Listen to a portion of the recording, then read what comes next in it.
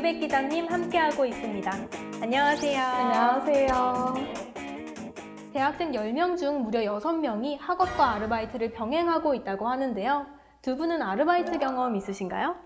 그럼요. 저는 차 전문 카페랑 젤라또 전문 가게, 그리고 과외 이렇게 3가지 아르바이트를 해봤습니다. 아, 그러셨군요. 네. 박기백 기자님께서는 어떤 거 해보셨어요? 저는 건설 현장이나 물류센터 같은 막노동도 해봤고, 그다음에 레스토랑에서 홀이랑 주방 알바도 해봤고, 이제 제가 아무래도 전공이 신문방송학과다 보니까 이제 촬영 보조 알바로 1일 근무 형식으로도 해봤고, 지금 이제 학업이랑 병행을 해야 돼서 이제 야간 시간이 좀 편해서 야간에 음식점 아르바이트를 하고 있어요. 야간 알바까지 정말 다양한 경험 해보셨네요. 네. 그러면 서연 기자님은 어떤 아르바이트 해보셨어요? 네, 저는 과외라던가 아니면 학원 보조 알바처럼 교육 관련 일 많이 해봤고요. 그 외에도 카페 알바나 뭐 공연장에서 매표 일 이런 것도 해봤습니다. 저희 3명의 아르바이트 이야기만 모아도 책 한 권이 나올 것 같아요. 네. 그러면 이 계속 아르바이트를 해온 이유가 뭔가요? 저는 아무래도 생활비를 스스로 벌다 보니까 이제 생활비 충당으로 많이 아르바이트 한 것 같아요. 그럼 생계에 가까운 이유신 건가요? 네, 생계 보통 모든 대부분의 알바생들이 좀 생계를 위해서 아르바이트를 한다고 생각해요, 저는. 그렇군요. 그 서혜성 기자님께서는 어떻게 생각하세요? 저 역시도 경험과 생계 2가지 다 관련이 있다고 생각하는데요. 저는 아르바이트를 해서 번 돈을 제가 뭐 배우고 싶은 학원을 다니는 데 쓴다던가 아니면 생활비에 조금 보태서 쓴다던가 하는데, 주위 친구들을 보면 등록금에 보태는 경우도 있고요. 교환학생을 가는 친구들은 또 그쪽에 보태기도 하더라고요. 이런 걸 쭉 보면 아무래도 경험을 쌓으면서 동시에 자신의 미래에 투자하는 그런 여러 가지 일을 하는데 다목적으로 쓰이는 것 같아요. 그렇군요. 저도 알바 소득 대부분이 생활비로 나가기 때문에 두 분의 이야기에 정말 공감이 많이 갑니다.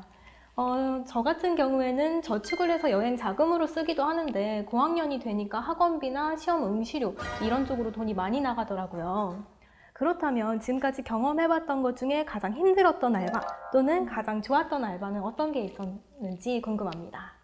저는 7월, 8월 이제 더운 여름에 건설 현장에서 일한 게 육체적으로는 가장 힘들었다고 생각하는데, 그래도 정신적으로 힘들었던 건 아무래도 홀이나 이런 의류 판매점 이런 알바가 아무래도 좀 서비스업이다 보니까 고객들이랑 많이 치이고 이런 일이 많다 보니까 좀 정신적으로는 그게 제일 힘들었던 것 같아요. 반대로 좀 좋았던 알바는 이제 학교 앞에서 음식점 알바를 했었는데, 이제 사장님이 저희랑 같은 20대다 보니까 이제 고용주의 입장보다는 이제 저희 대학생 아르바이트 하는 사람들의 입장을 많이 고려해줘서 좀 많이 편했고 좀 잘 대해주셔서 가장 좋았던 알바인 것 같아요. 그렇군요. 육체적인 피로도 기준이 될 수 있겠지만 정신적인 피로도 힘든 알바의 기준이 될 수도 있겠네요. 서혜선 기자님께서는 어떤 경험 있으세요? 저는 가장 힘들었던 알바를 꼽자면 딱히 특별히 떠오르는 건 없어요. 왜냐면 제가 사람을 만나는 걸 좋아해서 고객 응대를 하는 서비스업이 제 적성엔 잘 맞았거든요. 근데 주변 지인들한테 물어보니까 가장 힘들었던 알바를 묻자마자 바로 가장 먼저 나왔던 답변이 프랜차이즈 뷔페, 웨딩홀 이런 아르바이트가 정말 힘들다고 하더라고요. 또 고깃집 아르바이트도 아무래도 상대하는 고객 연령층도 높고 또 일도 고되다 보니까 많이들 힘들었다고 했습니다. 그렇군요. 최근 저희 캠퍼스 기자들이 소위 알바 갑질 문제에 대해 기획 보도를 했는데요. 잠시 화면 보고 다시 이야기 이어가도록 하겠습니다. 아르바이트를 하는 대학생들이 자칫 불이익을 받을 수 있는 것이 바로 근로계약서 문제. 고용주와 알바생이 함께 작성한 뒤 똑같이 나눠 가져야 하지만 이를 지키지 않는 업주가 많습니다. 전 지금까지 아르바이트를 5번 한 경험이 있는데 그중에서 한 번밖에 근로계약서를 작성을 안 했어요. 일주일에 15시간 일하면 하루치를 더 줘야 하는 주휴수당을 의도적으로 주지 않는 업주도 많습니다. 주휴수당 받고 싶으면 가게에서 주는 밥 같은 걸 먹지 말라고 하거나 아니면 15시간 좀 안 되게 일하도록 스케줄을 마음대로 다시 짜버려요. 교묘하게 일하는 시간을 줄여 주휴수당을 주지 않는 이른바 임금 꺾기를 하는 겁니다. 밤 10시부터 다음날 오전 6시 사이에 일하면서도 야간 수당을 받지 못하거나 안전사고 위험에 그대로 노출된 알바생들도 있습니다. 불 앞에서 일하는데 철판이라서 화상이 입기가 굉장히 쉽거든요. 근데 매장에 비상약품이 구비가 안 되어 있어요. 여기에다 손님들의 갑질까지 더해져 마음고생이 이만저만이 아닙니다. 네, 그렇군요. 저는 소규모 알바만 해서 그런지 근로계약서를 아직 한 번도 써본 적이 없어요. 정말요? 어떻게 근로계약서도 안 써주고 일을 시킬 수가 있어요? 네, 그러게 말이에요. 박기백 기자님께서는 다양한 경험 있으실 것 같은데요. 저는 뭐 건설 현장이나 뭐 의료업체 뭐 이런 큰 규모의 지금도 일하는 곳도 좀 큰 규모의 음식점이라서 그런 데는 좀 근로계약서를 쓰지만 뭐 학교 앞이나 이런 데는 좀 자영업 하시는 분들이 많으니까 근로계약서를 뭐 딱히 쓰지는 않아요. 알바생들은 이력서도 가지고 가고 보건증도 떼가는데 업주 측에서는 계약서도 제시를 하지 않는다니 그거 참 불공평한 것 같습니다. 그 외에 다른 부당 대우 경험 있으신가요? 그럼요. 따지고 보면 참 많은데요. 아무래도 가장 좀 억울했던 건 저도 임금 꺾기라고 불리는 걸 경험했었거든요. 제가 일했던 차 전문 카페는 관광지에 있다 보니까 비가 많이 오는 장마철에는 아무래도 손님이 없었어요. 그러면 저는 6시까지 계약인데도 손님이 없다는 이유로 2시에 퇴근을 하라고 하셨고 당연히 그럼 임금은 더 적게 받았죠. 또 마감 알바를 하는 경우에는 아시다시피 10시가 넘으면 야간 추가 수당을 줘야 하잖아요. 그러다 보니까 10시 안에 끝내기 힘든 일인데도 무조건 10시 안에 끝내라고 반복적으로 말씀을 하시다 보니까 아무래도 일하는 입장에서는 일도 벅찬데 눈치까지 보여서 서러웠던 적이 많았어요. 박기백 기자님은 어떤 경험 있으셨어요? 저 같은 경우는 지금 일하는 데인데 근로계약서를 쓸 때 이제 시급보다 한 500원 정도 많은 한 7,000원을 이제 준다고 명시해 놨는데 그 7,000원을 준다는 내용이 이제 주휴수당까지 같이 포함해서 준다고 했는데 아무리 제가 계산을 해봐도 주휴수당보다는 좀 훨씬 적은 금액이라서 좀 부당하다고 생각했어요. 그럼 결국은 최저임금을 챙겨주지 않은 사례라고 볼 수 있겠네요. 네, 그렇다고 볼 수 있죠. 그렇군요. 또 주휴수당만큼이나 문제가 되는 것이 최저임금인데요. 이 부분은 박기백 기자가 취재했죠. 네. 잠시 화면 보고 이야기 이어가도록 하겠습니다. 용돈 벌랴 학비에 보태 쓰랴 여름방학을 이용해 다양한 업소에서 아르바이트를 하는 대학생들. 최저임금은 제대로 보장받고 있을까요? 사장님이 시급보다 좀 더 많이 쳐주셔서 좀 만족스럽게 일하고 있어요. 하지만 최저임금조차 받지 못하는 알바생들도 있습니다. 편의점에서 넉 달 동안 일한 한 대학생이 받은 시급은 6,000원. 최저임금인 6,470원도 받지 못하자 얼마 전 일을 그만뒀습니다. 하는 일은 많은데 시급을 적게 줘가지고 그만뒀어요. 한 아르바이트 전문 포털 사이트에서 지난달 전국의 알바 대학생들을 상대로 설문조사한 결과 10명 중 1명이 최저시급도 받지 못하는 것으로 드러났습니다. 상황이 이렇다 보니 정부가 단속 고삐를 더욱 쥐고 있습니다. 이 어떤 그런 좀 뭐 편의점이라든지 프랜차이즈라든지 이런 데는 좀 최저임금 못 받는 게 좀 많을 수 있지 않습니까? 그죠? 그런 데 대해서는 저희가 좀 더 집중적으로 좀 감독을 하죠. 최저임금은 내년에 7,530원으로 올해보다 16%나 오르게 됩니다. 하지만 알바생들 사이에는 기쁨 반 걱정 반입니다. 한 아르바이트 전문 포털 사이트에서 최근 전국 고용주들을 대상으로 설문조사한 결과 53%가 최저시급이 만원까지 오르면 알바생 고용을 줄일 수밖에 없다고 답했습니다. 최저임금마저 외면하는 업주에 대한 철저한 단속과 함께 안정적인 알바 일자리를 위한 적절한 대책 역시 필요해 보입니다.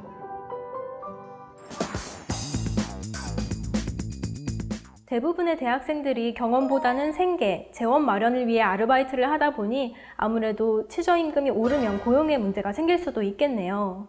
임금이 올라도 문제, 오르지 않아도 문제니 그거 참 씁쓸합니다. 네, 그렇죠. 외국 대학생들도 이렇게 알바 전선에 몰려 있는지 그거 참 궁금한데요. 아무래도 제가 조사해 보니까 외국의 경우에는 학생들을 조금 더 미래의 자산으로 보고 국가 차원에서 장기적으로 투자를 하는 경우가 많았어요. 먼저 유럽권부터 살펴보자면 영국의 경우에는 생활비 차등 대출을 실시해서 국가가 학생들의 부담을 덜어주려고 하고 있고요. 독일 역시 마찬가지로 밥핵 제도라는 걸 실시해서 학생들이 학습하는 데 필요한 교재비와 생활비를 국가가 조금 부담해주고 있습니다. 또 우리나라와 가까운 국가인 일본의 경우에는요, 시급이 여기보다는 조금 더 높기로 유명하잖아요. 그렇죠. 조사해보니까 시급 10,000원 정도에 학생들이 매일 3시간씩만 일을 하면 생활비를 부담하는데 큰 어려움이 없다고 해요.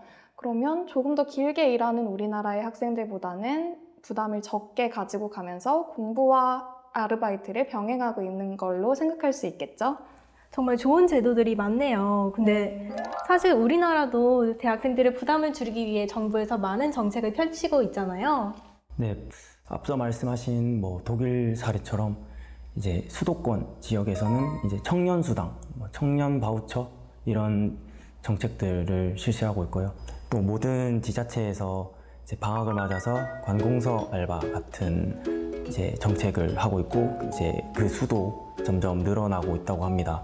또 한국장학재단에서는 이제 대학생들을 상대로 이제 학자금 대출, 그다음에 국가장학금, 그다음에 생활비 지원 이런 정책들을 시행하고 있는데 2012년부터 국가장학금이 시행되면서 좀 학자금 대출은 많이 줄은 상태지만 이제 2015년 기준으로는 이제 생활비 대출은 좀 증가하고 있는 추세라서 정부나 지자체에서 좀 학생들에게 부담이 되지 않게 좀 노력을 해줬으면 좋겠습니다. 그렇군요.